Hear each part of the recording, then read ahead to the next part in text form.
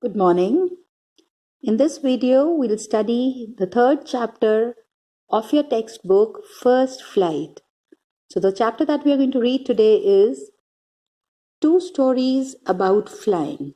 So in this, there are two parts. So we'll read the first part today, His First Flight. So in my previous video, I gave you an introduction about the story. So in this video, I'll read the chapter, explain the meanings of the difficult words. So let's start. So first of all, in this, his first flight. So his here refers to the seagull, and seagull is a seabird. The young seagull was alone on his ledge. So ledge means it is a narrow shelf that is projecting from a wall, and here it refers to cliff. So a narrow horizontal shelf that is projecting out from the cliff.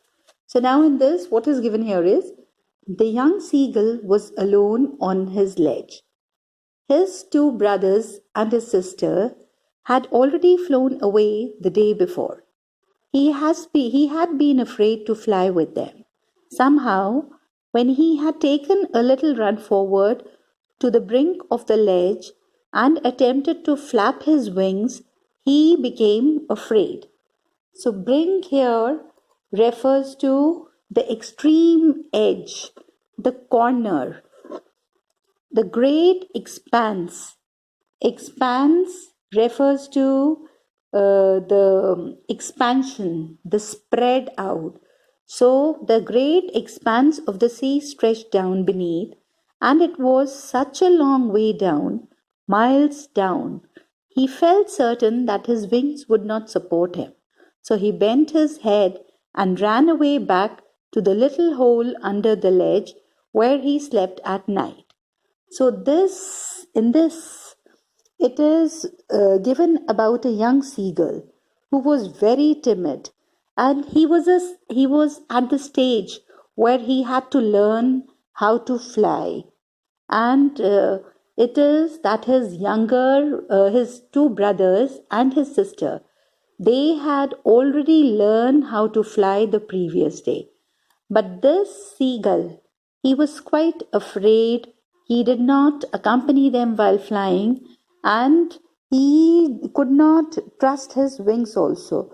So this seagull, he was quite terrified by the vast sea, and he got convinced that he could never fly. So he was sure, he was certain that his wings, whenever he tried to fly, so his wings would never support him. So what he did was, he bent his head and he just went back to the hole under the ledge, and there he went and slept. Even when each of his brothers and his little sister, whose wings were far shorter than his own, ran to the brink, flapped their wings, and flew away, he failed to muster up courage to take that plunge which appeared to him so desperate. His father and mother had come around, calling to him shrilly, upbraiding him, threatening to let him starve on the ledge unless he flew away. But for the life of him, he could never move. He could not move.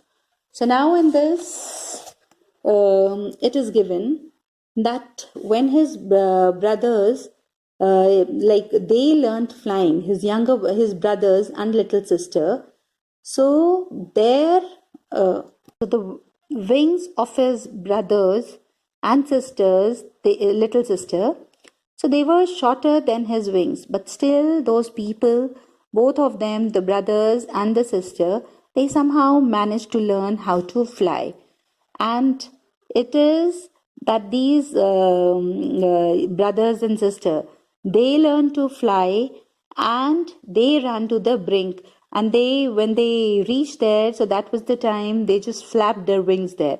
But this seagull, he could not muster courage, he could not gather courage, and he was so, like, he tried a lot, but still he could not muster courage, and he was trying desperately to fly, but he felt that his wings would never support him if he would fly.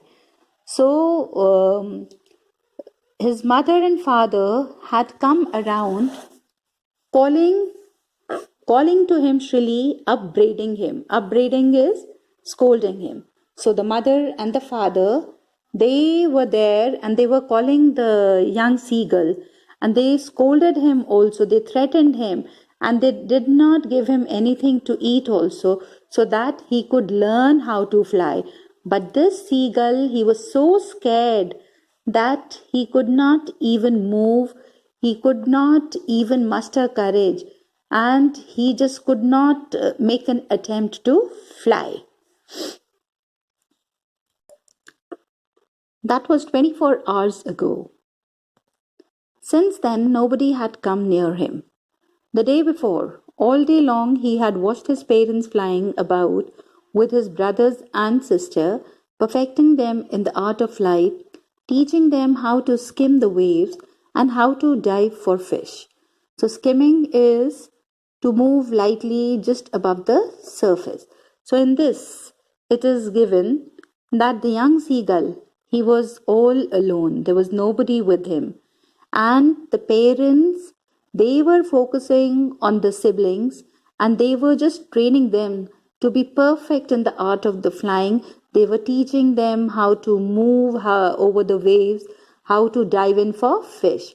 He had in fact seen his older brother catch his first herring. Herring is a fish. It's a soft-finned sea fish, and devour it. Devour is eat. Standing on a rock while his parents circle around, praising a proud cackle.